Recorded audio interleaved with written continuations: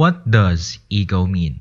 As a fundamental principle, self-discipline is the assertion of one's own volition over one's natural inclinations.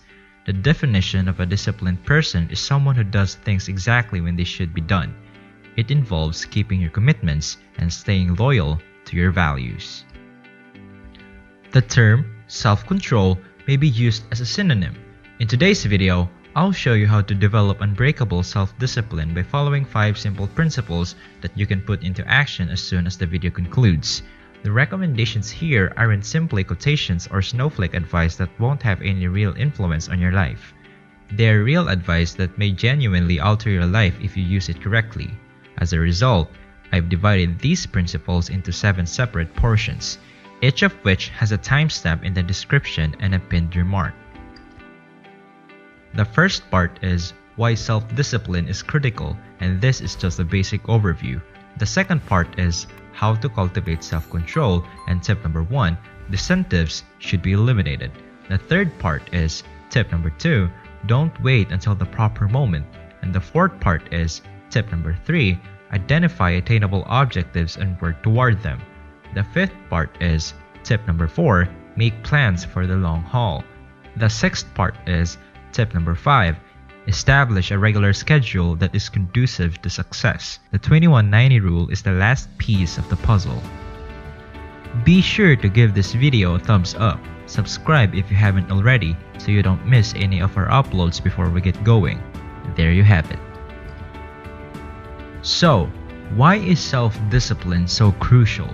In order to succeed, no matter what your objectives are, you must put in the effort. If you lack discipline, you will most likely definitely put in no effort at all and instead postpone it. A successful individual must have the ability to put off short-term pleasures and desires in order to achieve long-term success. Discipline versus self-discipline is a major distinction, and it has everything to do with the strength of one's will. For example, why do you believe that working out on your own is less successful than working out with a life coach? Yes, they can correct some of your technical errors and teach you some current concepts, but perhaps the most essential thing they can do are inspire you and hold you accountable. In terms of the benefits of working out alone versus with a personal trainer, the two are vastly different. Trainers explain to you what to do, what you're doing incorrectly, how to do it right, and motivate you to keep doing it. Who is more self-disciplined? Someone who self-trains or someone who has a trainer? There is only one person capable of doing everything on his or her own, right? This is due to the fact that he is not being told what to do or when. Other than himself, the only person responsible for his performance in this situation is himself. When you're self-disciplined, you'll show up, get the job done, and do it just as you said you would.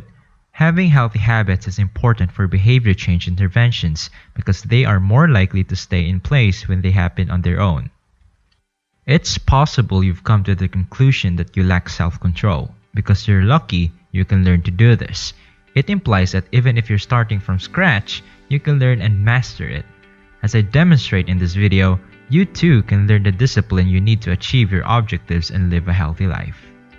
Let's get started with the 5 self-discipline guidelines starting now. Rule number 1. Disincentives should be eliminated. Get rid of anything that stands in your way of accomplishing what you need to do. As you can see, our brains are designed to avoid any forms of exertion or struggle. For this reason, we tend to prefer to work on Netflix rather than to watch Netflix, since it's more convenient and provides immediate enjoyment. When you just have to worry about getting things done at work, everything else falls into place.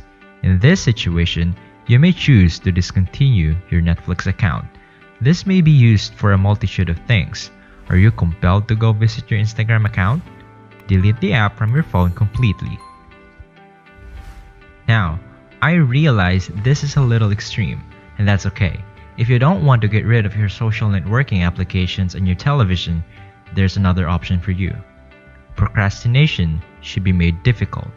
Taking a short break and binge watching TV while munching on useless snacks is all too easy when you're working from home at a desk that's 3 feet away from your couch. Does this sound familiar to you? To avoid procrastination, you should work in a peaceful environment with few to no distractions, like a library, where your fridge is now on the left and your sofa on the right are not nearby. So, if you really do want to start taking one of those rest periods on the couch, you'd need a long drive home to get there, which is inconvenient. Rule number 2. Don't wait until the proper moment. Do you remember a time when you just don't feel like it and put off doing something? It's something we've all experienced. My little revelation is this: you will most likely never feel this way. Moreover, even if you do start a task, you'll quit after 10 to 15 minutes, since you won't be in the proper attitude for longer. As I have said, the human brain was not designed for efficiency. It was designed with a focus on immediate pleasure. Rather than waiting for the ideal time to act, just do it. To assist you, here's a good idea. The rule of 3 seconds is a piece of cake. Take 3 deep breaths if you're not doing what you should be doing. Don't overthink things, and don't be afraid to get started. Do you need to get out of bed and study? It's simple as 1, 2, 3, and presto, there's no need to get up. From 1 to 3, the task is complete. The most important thing here is not to think about it all. Don't waste time. How are you progressing in your education? Are you ready to take control of your life and become more productive? Please share your thoughts with us in the comment section below. Rule number 3. Set attainable goals and work toward them. In addition to speeding up the completion of your tasks, goal planning is a valuable skill. When setting objectives, it is important to be realistic.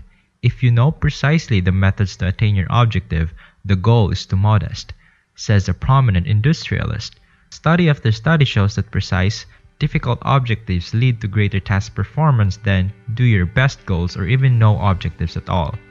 Specific and difficult objectives are most likely to increase work engagement via goal planning. Even if you don't accomplish your goal, you'll still be more productive since you'll be more focused. Goals that are too small will make you feel as if you're squandering your ability. It also needs a due date. If you hold yourself to a deadline, you'll be more productive and efficient. A buddy of mine was working as a video editor a year ago.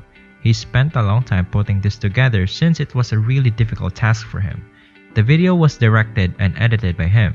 The project had taken him a few weeks to complete, but he knew that he was getting nowhere, so he decided to take a risk and try something new. On that day, he told his followers that the video would be ready in a moment and would be distributed to the public shortly afterward. A lot of work has to be done in a short amount of time. A few weeks later, after a few late nights, he completed and uploaded a music video on time. Because of this, you are more likely to accomplish your goals if you are held responsible by others. Rule number 4. Make long-term plans. Abraham Lincoln reportedly observed, "The greatest way to forecast destiny is to construct it." Successful individuals take immediate action, which is what separates them from the rest of us. The response to this content was not to whine about it, but rather to take action to remedy the situation. As a result, I want you to ponder the following. What should you do to enhance your own life? Based on your present everyday actions, what will your life look like 3, 5, and 10 years from now? Because everything that you do today will have a huge impact on the person who you will be in the future, this is the greatest method to encourage yourself to carry out your duties, even when you do not even feel like it. Rule number 5. Establishing a regular schedule that is conducive to success. You won't see results right away, so start small. Since I became serious about health and exercising, which entailed going to the gym and going for a run for a few years ago, I initially found it really unpleasant. It was exhausting, grueling, and even painful. When I was done with the first 3 days, I was ready to give up, but something within me prompted me to keep going, and so I did. During the first month, I found it difficult and exhausting, but after that, something strange occurred. I was surprised, but I began to look forward to working out and coming to the gym. In addition, I saw that my days had become more efficient and that I was doing more. I felt better and my appearance was improving dramatically. So, it takes time to get great outcomes, but you may get them with the tiny, persistent acts. It's best to get your day started by waking up at the same time every day and planning a detailed schedule of your activities. Clean your bed as soon as you wake up. This is a terrific first step and a tiny but meaningful success. Motivation and productivity may be increased by making your bed in the morning. Identifying areas where you'd want to see improvements in your routine can help you get started. It's up to you whether or not you want to construct a list of all your daily activities and categorize them as good, neutral, or negative. If you want to get closer to your objective, you need to engage in positive activities like sending important emails, doing research, working, exercising, and so on. Negative actions, on the other hand, are those that move you away from your objective, like spending time with negative people, maintaining unhealthy behavior, etc. Things that don't contribute to your aims are called neutral activities, like mindlessly watching television. It's time to start making changes to your routine as soon as you have the list. The goal in this phase is to remove all bad and neutral activities from your life.